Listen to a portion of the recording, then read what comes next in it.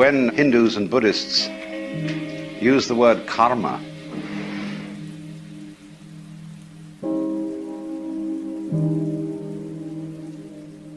the basic meaning of it is action.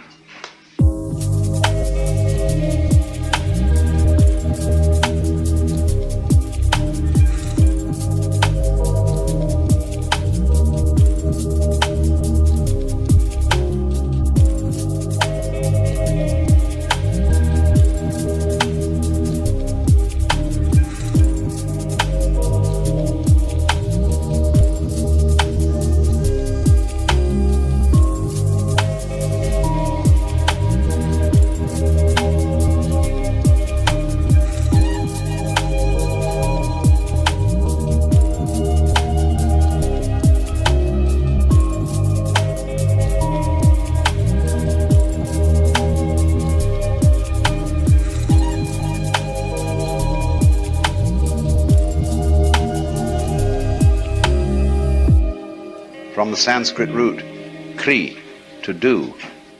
And therefore there is some error in the common translation of karma as a law of cause and effect or of cosmic retribution.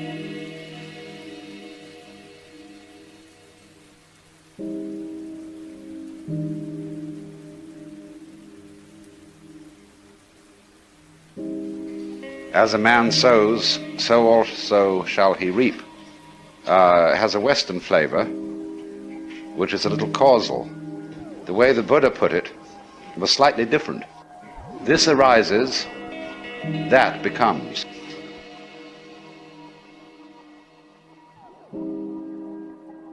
Because between this and that, there is a polar relationship.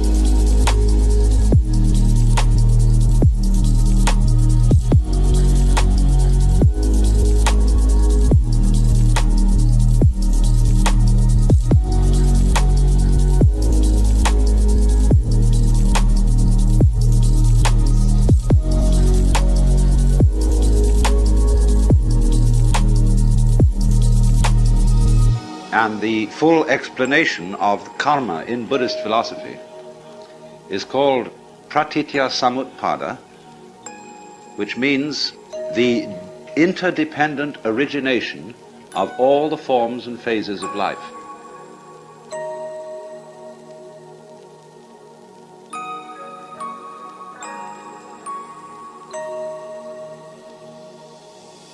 From one point of view in Buddhism, the chain of interdependent origination is looked upon as a chain, that is to say, as a form of bondage.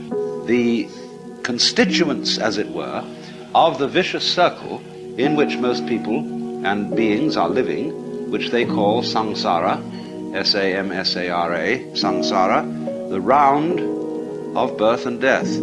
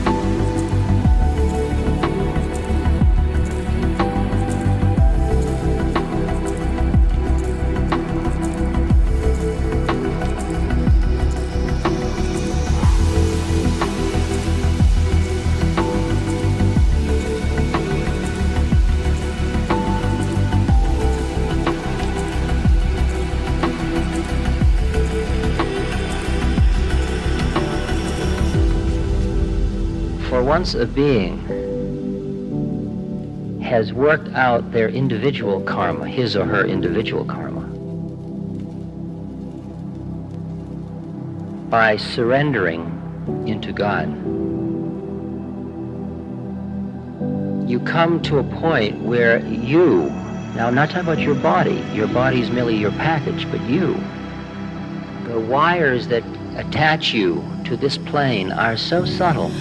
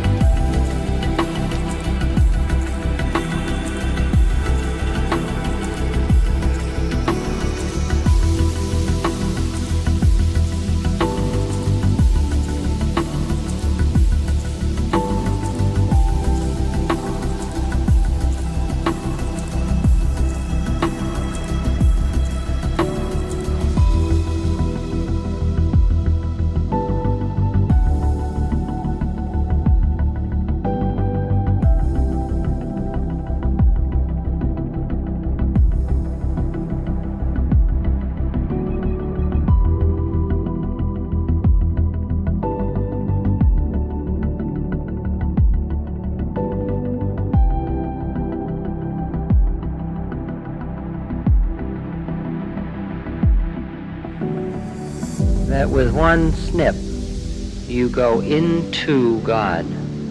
You merge back into that which is without form. You do. And what is left behind is the residue of the package your body's left behind.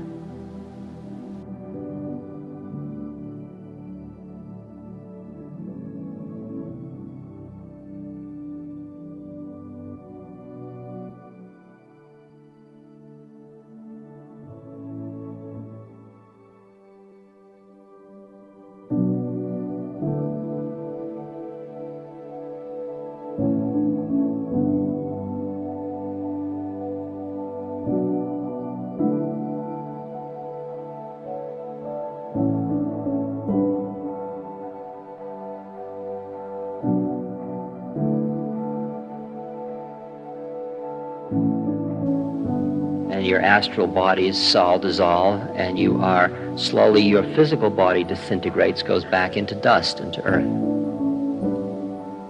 You leave.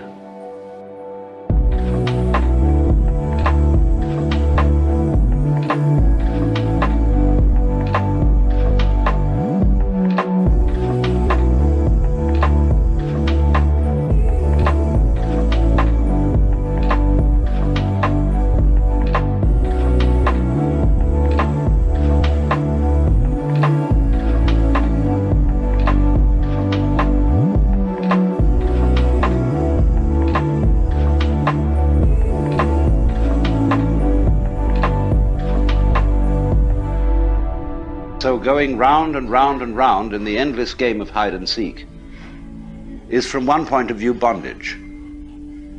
Bondage to karma.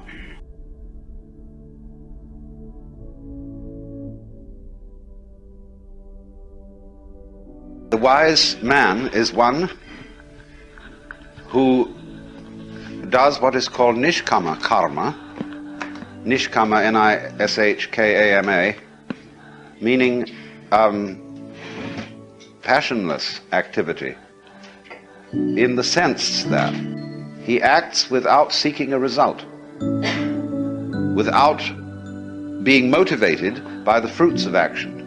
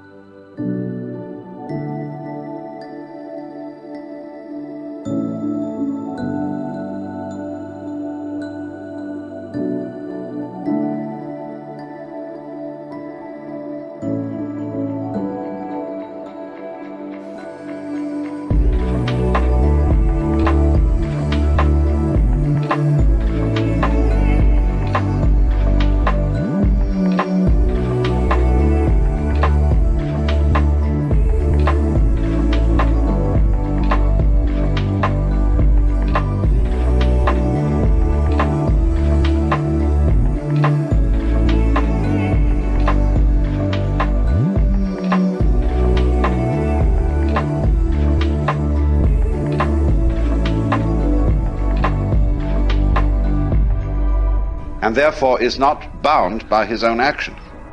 You can be bound to samsara, the wheel of birth and death, by iron chains or gold chains. The chains are that if you do bad deeds in this life, you will get bad result next time. If you do good deeds in this life, you may be reborn as an angel or as a monk, in which you'll get a better chance of liberation. But still, so long as you're looking for results, be they good or evil, you're still bound.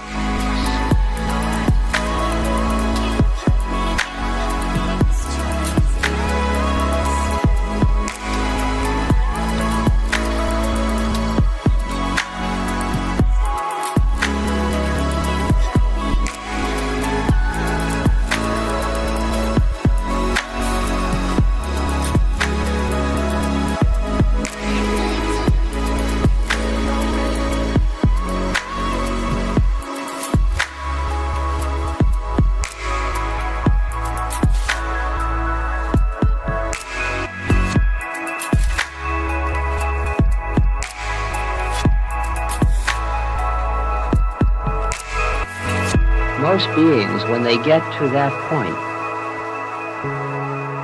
recognize a choice. The choice is, at that point, of going into not the samadhis that you go into prior to that, where your breath stops, your body becomes stiff, and you go out of your body. Those are different levels of samadhi. There are even samadhis where your body doesn't stiffen.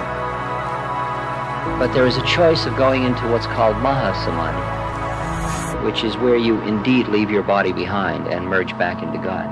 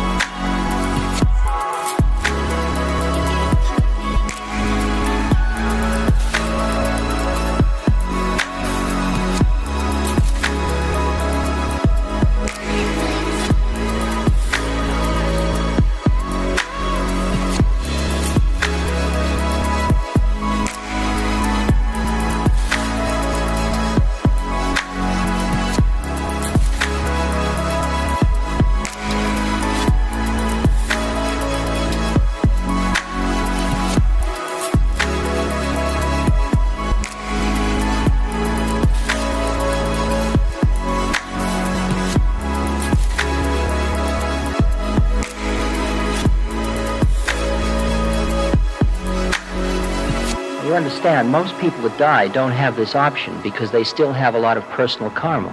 And that personal karma, it's like you are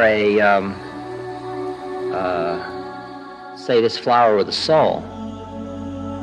It has connected with it a lot of what would be called, I don't know what you want to call them. There are names in Buddhism, Hinduism, everything for it. Sanskars, they're predisposing tendencies, you might call it. It's like a DNA code. It's clingy stuff.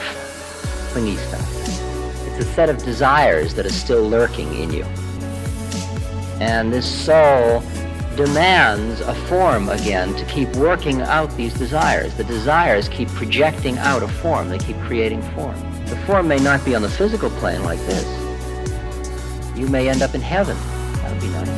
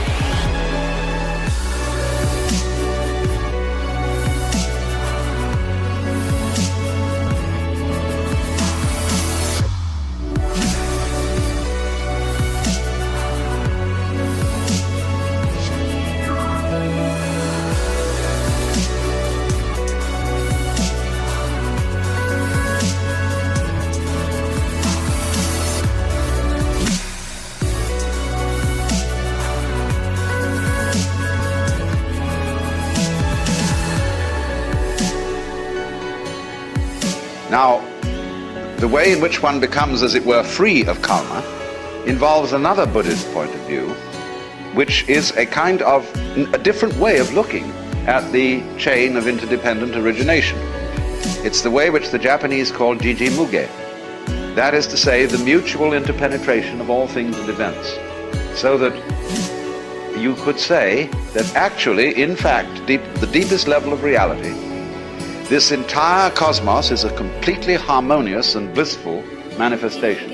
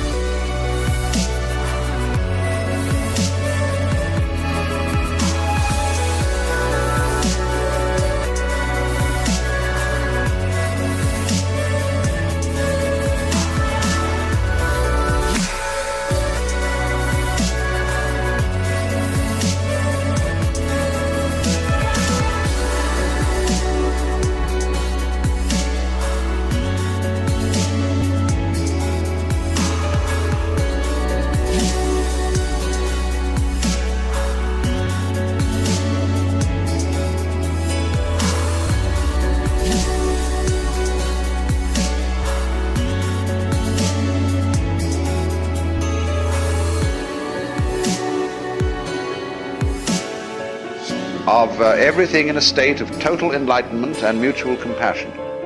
And therefore the task of the Buddhist or the Hindu discipline of meditation, the sadhana, the way of spiritual development, is to realize that, for everybody, to realize it effectively in his own life.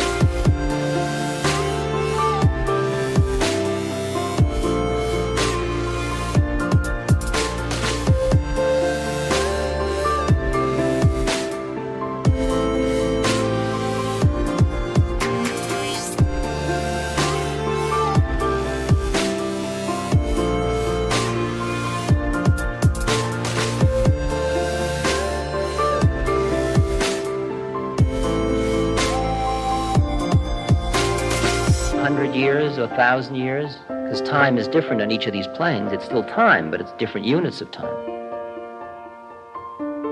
You use up that karma and you leave that plane. You may just discorporate. You may not die because you don't die on those planes. And then you are still an entity with certain karma, and you might come back then and take another human birth. But at some point in your evolution, you come to the point where the veil is very thin because the desires, the personal desires, are pretty well gone. There's nothing much you want.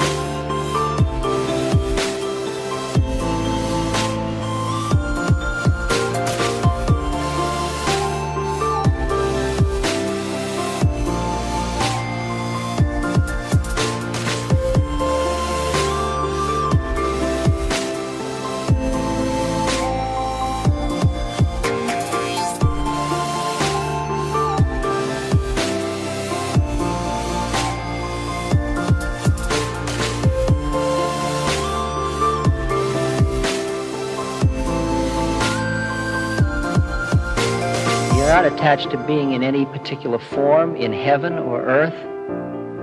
Everything is what it is, and you can acknowledge it. So, yes, you're right here. The only pull that is there now is the pull to merge back into God, which is like the pull in sex after a long foreplay, the pull for the orgasm. And as you approach that moment,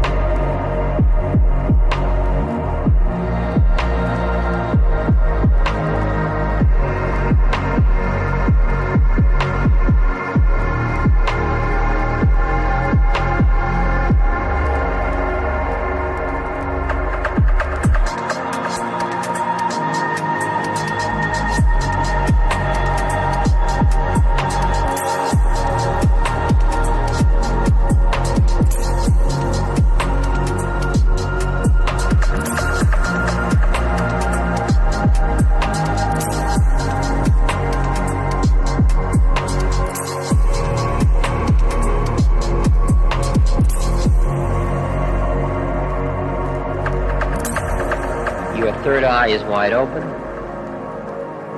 Your eye be single, your being be full of light. You see the entire scene. You understand karma. You understand the laws. You understand the divine law of the universe.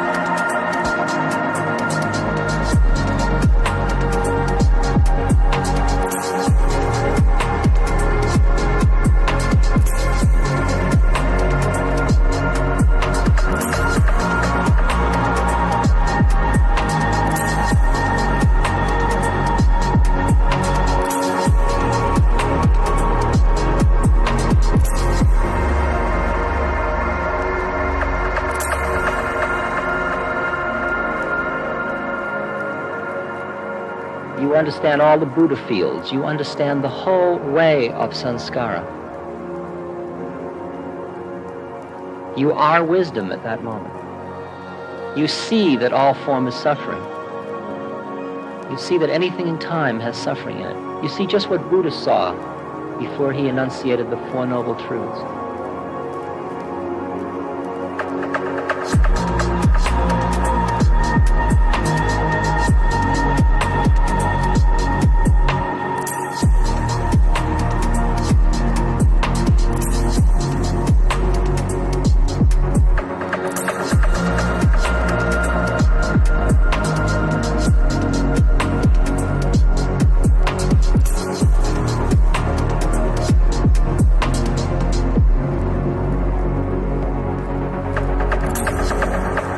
And so we really have to rid our brains of the notion of causality. The notion of causality being that present sets of circumstances are the result of past sets of circumstances, and that therefore certain events which are called causes are responsible for following events called effects.